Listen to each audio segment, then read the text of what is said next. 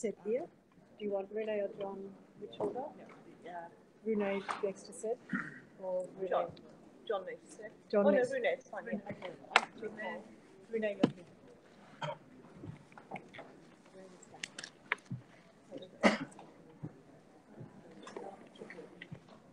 Hi, everybody. I feel like we're in the dark here. Is that intentional? Yeah. Really? Hi. I'm so sorry we're late. The council ran over a little bit. Lots of discussions.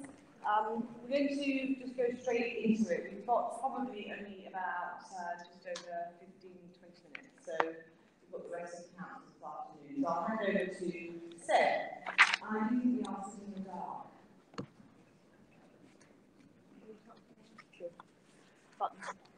Let there be light. Well, good afternoon to each and every one of you. Thank you for joining us in person, and for those of you who are out there, as we know, on live stream. And a particular welcome to John Ridgen, who's now joined the IAAF as its CEO. And a particular welcome, John, to your first, well, it's a whole series of firsts. It was the first executive board, it was the first council meeting, and now it's your first press conference. We have made some pretty key and strategic decisions in the council thus far. Yesterday we approved the qualification and entry standards for the 2020 Olympic Games in Tokyo, and the timetable for 3 other WAS events, World Championship events, to be held in the same year. We also had a presentation on the future of the Diamond League from 2020 onwards. And John, who I asked to jointly chair the Diamond League Working Group late last year, it was actually, as he didn't realise at the time, it was part of his interview process. And he will take you through that in a few moments. Today, we had a spirited and detailed debate and discussion on race walking, as we should have done. And the recommendations from the Race Walking Committee. The Council agreed in principle with the Race Walking Committee's proposal to change the competition programme for race walking in order to protect and to promote the discipline in major international championships and its appeal and attractiveness to new and younger audiences.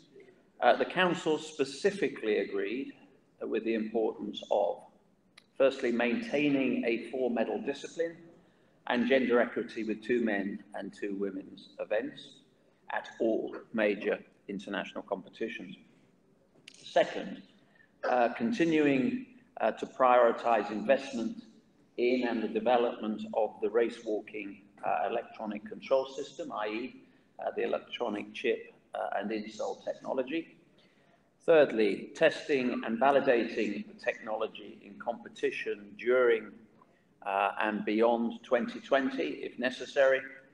And finally, to roll out 2 of the following events, the 10, the 20, the 30 or 35K post 2022. We also had an update from Runa and the task force. I'm delighted Runa's joining me here today. He will take you through that shortly. And this afternoon we will have updates on preparations for from Doha, for Doha, and some other committee and departmental updates. And after council we will be visiting the stadium. I think it goes without saying that any championship year, World Championship year, is a big year for the IAAF, and I know my council colleagues that are with me today in the press conference would want me to thank the man heading up the preparations for the World Championships in September, Datlan, who has joined us today. He's sitting there in the front row. If the last 4 years are about time for change, the next 4 years are a time to build. And we're very focused on building on the solid foundations of the reforms, building on more partnerships, both public and private, that put our sport pretty much at the heart of one of the very important agendas, and that's health and well-being. And that agenda is pretty global. Building the best possible product that remains relevant and salient in the lives and the minds and the actions of young people, led by a strong event circuit in each area that creates that magnet, that propulsion for our athletes to want to be competing in those events and to be able to inspire the next generation of athletes wherever they are. To build more skills in every area around the critical coaching and technical elements of the sport, and of course including greater gender equality in those areas. And finally, building a much higher profile through our sport by the use of higher profiled athletes who actively want to promote their sport through their personalities and clearly their performances. And there's a real appetite for them to do so. So if we manage to do this, we will build our sport from the ground up. More athletes will come into the sport as the pathways are clear and the financial rewards have to be better. More resources and skills across our sport so that we have the best class and the ability to develop the best in class for a sport that we all want to see develop and move in the direction that we have strategized. More people participating and following our sport from the playground to the podium. And it is very clear that schools and colleges play a massive part in the journey that athletes and fans make through our sport.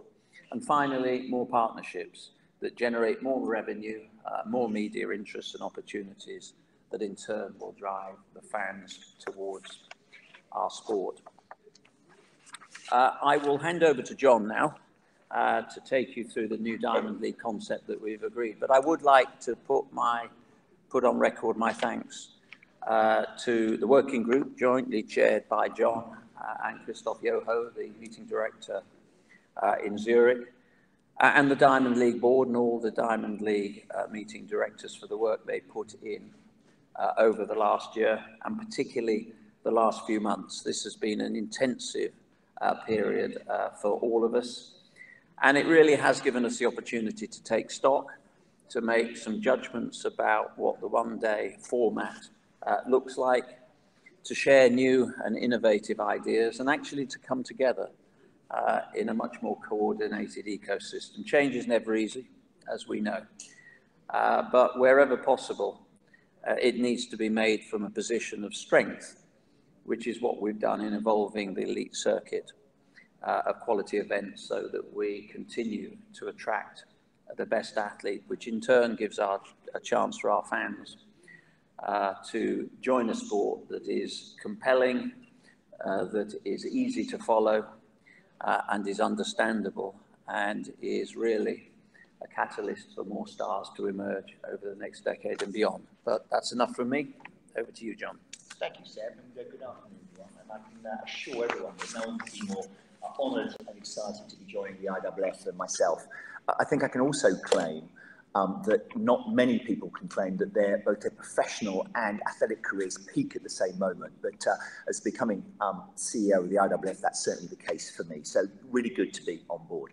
Anyway, Seb asked me at the end of last year to jointly chair the Diamond League Working Group with Christoph Yoho and try and bring together all of the good work that had been done over the course of last year to create what the Diamond League looks like for the future. The Diamond League this year will be 10 years old, so it was the perfect time to take what is already a very good product, but make it even better. And I think all stakeholders involved agreed that it was time for the next evolution. So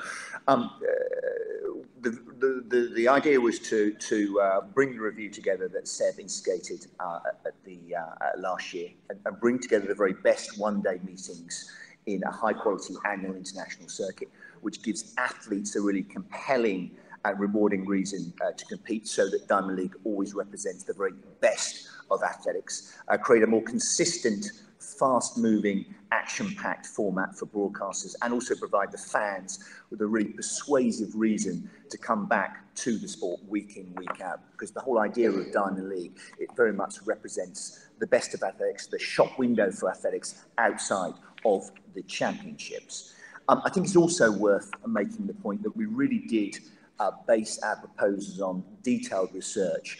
We spoke to the athletes managers, the broadcasters, the sponsors of athletics, the meeting directors, the fans that actually buy tickets to attend the Diamond League meetings, and all their proposals was based on really solid feedback from all of those groups. And I'm delighted to report that at last week's Diamond League Board and General Assembly in Glasgow, all our proposals were unanimously passed, and then again over the last couple of days here at Council in Doha, again they were fully endorsed. So what will Diamond League look like from 2020? Well, it's going to be a circuit of the very best one-day meetings across the same core disciplines for both men and women, where the top global athletes compete head-to-head, 4 points that qualify them for a place in the season final. And I can also confirm the winners of the IAAF Diamond League final will be given automatic qualification for the World Championships. Just a few points of detail in terms of what the evolved product will look like from 2020 onwards. The evaluation criteria introduced last year has been further strengthened, and we're going to use that to review the season at the end of this year with the aim of creating a new Diamond League, which will be made up of 12 meetings plus one end-of-season final. The market very much told us that at the moment, the current two finals should be replaced by one thrilling night of athletics at the end of the season to give that year-long narrative that concludes with that exciting final. Also, it was agreed that the current 32 disciplines that's contained within Diamond League will be reduced to 24 disciplines. That'll be 12 men's and 12 women's disciplines. They'll form the core disciplines across the 12 meetings and the final, plus the longest distance that'll be raced over within the Diamond League will be the 3,000 metres. Also, there's a renewed focus on innovation around particularly the field events, with both staging more field events outside of the stadium within city centre environments, but also for the field events within the stadium as well, innovating them further so we can really bring some of the field events to life that sometimes are lost perhaps a little within the multi-ring circus of an athletics event. And then finally, working with our rights holders and host broadcasters, we're going to reduce the current 120-minute broadcast window down to a really fast-paced 90-minute Diamond League window. Also worth making the point as well that the market again told us that consistency of calendar was important. So again, we're looking to create a global calendar where you have a Diamond League meeting, one meeting per week, that gives that narrative all the way through to the major championships and beyond to the final of Diamond League, rather than the situation we currently have where you can have up to 3 Diamond League meetings staged in a single week. So that's the proposal for the future. I think it'll mean that the Diamond League is an even stronger shop window for our sport in the future. And as Seb did, I'd like to thank everyone that entered into the process of coming to the conclusion and proposals for the future. It was a really collaborative, strong team effort. John, thank you. Rune. Thank you, Seb, and good afternoon. So the task force reported to the IAAF Council today that 2 key issues remain outstanding for reinstatement of RUSAF. 1, that payment of the outstanding costs be made. RUSAF has raised some logistical concerns about the payment, and the IAAF will get these resolved shortly. 2, receipt of the analytical data and any samples that the AIU needs from the Moscow lab in order to determine which athletes have a case to answer under the IAAF anti-doping rules. The data is currently being processed and authenticated by WADA, and WADA has committed to getting it to the AIU as a matter of priority. The task force also took note of the ARD allegations that some coaches from the old regime are involved again with coaching national team athletes. This runs counter to the assurances the task force has previously received from RUSAF that it is disassociating itself from the old regime. The task force have therefore today written to RUSAF and asked for clarifications. We have also said we would like to meet in person in order to receiving as much clarifications as possible. Pending the outcome of this meeting, we will discuss the possibility on how the AIU's intelligence unit might further look into these allegations. Thank you, sir. Thank you. Okay, that's all from us. Can you still see us? We're very quiet. So, question, please, anybody? Could you put your hand up and let me know where you're from and what your name is? And where you are. Yeah, no, we can see you. I'm not sure you can see us. Fine. Oh, hello. How are you?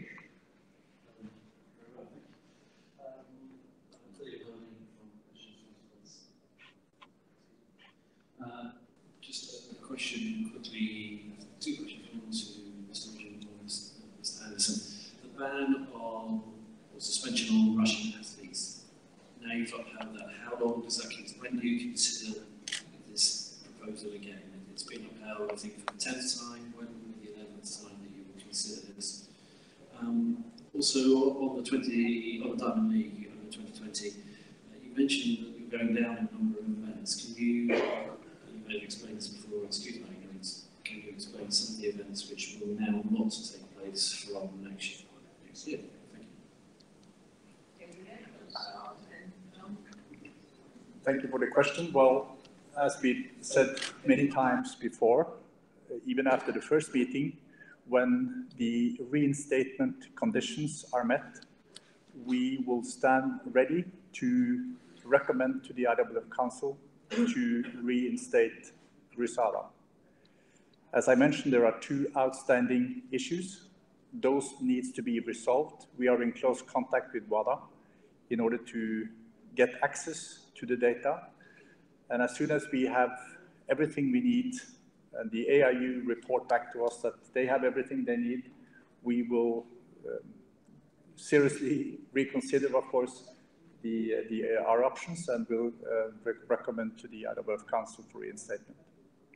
Okay, thanks. Then, John? Yes, in terms of the reduction of the number of disciplines or events, as you say, we're moving from 32, which is currently down to 24. We're actually going to make those decisions at the end of the summer, once we've actually been able to look at the summer, see which disciplines are throwing up the best head-to-heads, where the most interesting athletes is.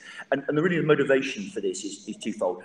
First of all, we're moving to a 90-minute window, broadcast window, so there is just less time. But secondly as well, Diamond League is all about the best shot window for the sport, and we're going to decide which are the most entertaining disciplines that represents the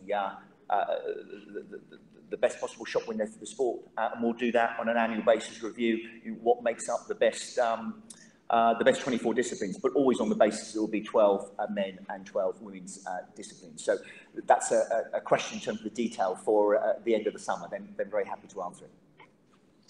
Okay, next question. Yes.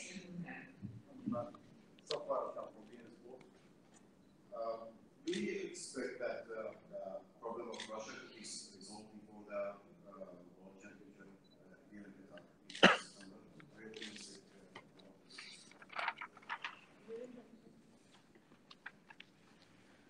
Well, as I did respond previously, we're not setting any timeline. It might be before, it might be after. It is not something we have to take into consideration. What we have been tasked to do is to look at the criteria, and those have to be met. If that is before, so be it, but if it's after, so be it too. So we're actually being strict that the criteria are being met.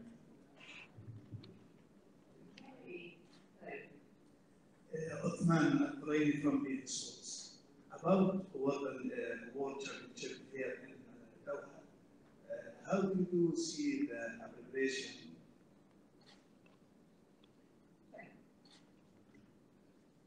I see the preparation going well. This is a very, very important moment for our sport. It's a very important moment for Qatar. I know that our teams work very, very closely.